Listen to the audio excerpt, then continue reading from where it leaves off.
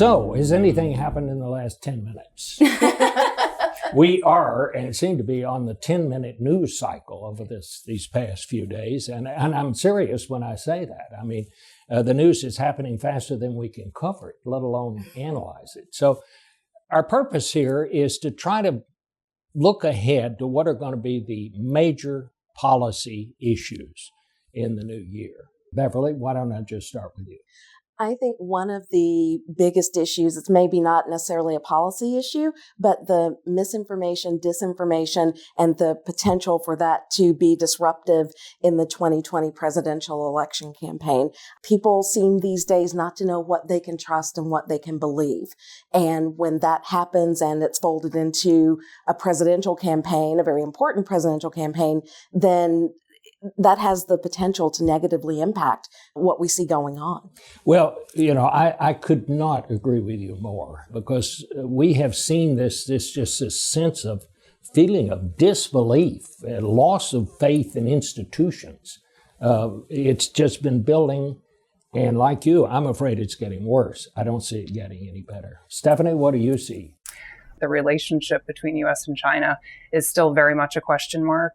And there's still a lot of uncertainty about what are the objectives when it comes to engaging with China, and then what that means for the economic outlook. I read the other day that China is now the major trading partner of more countries than any other country in the world. Right. That used to be a position held by the United States. Right. And the United States is still the world's largest economy, but China is now the second largest economy. And if you look at the trajectories of the two economies, we're growing around 2% per year. China's growing around 6% per year. We're around 330 million people. They're around 1.4 billion people. So I would say it's a question of time before China overtakes the United States as the world's largest economy. What that means, though, for how the U.S. engages with China is appreciating that it's not just a U.S.-China competition, it's really a global competition.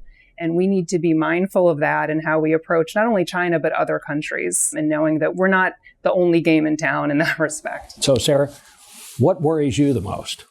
Well, I think that 2020, obviously it's an election year. And so for a lot of different countries, they're spending a lot of time wondering whether they're going to see a second round of the Trump administration, or they're going to see a pivot to a Democratic administration.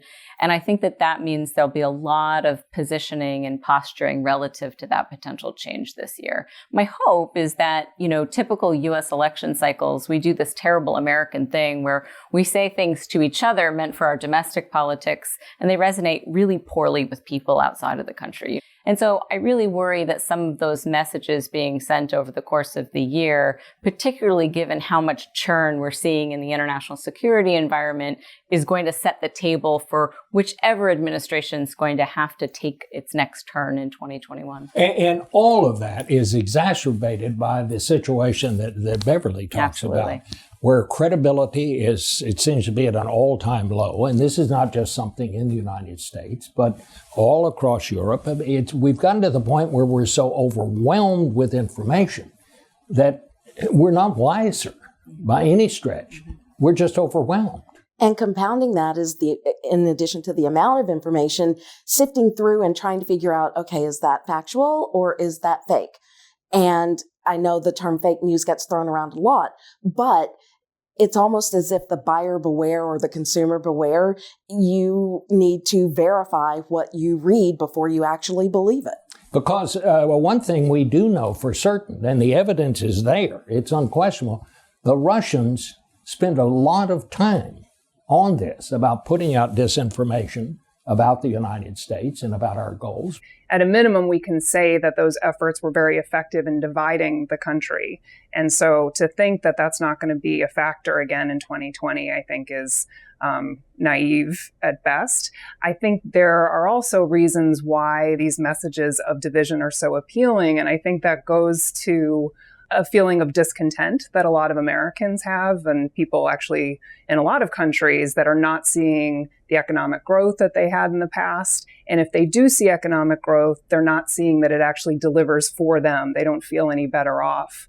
And so I think into that environment steps nefarious actors that realize that they actually have tools to further separate an already divided country. And the tragedy of it all is with all of this, disinformation and sort of lack of a strong signal or strategy coming from the United States because of our divisions, we lose time on some really important issues. There's the inequality issues and the economic insecurity issues that Stephanie just said. But I spend a lot of my time doing work on climate change. And, the consensus is we really have to get started in a much more serious and earnest way. And that's a set of issues that won't actually get resolved without international cooperation, without a functioning international system.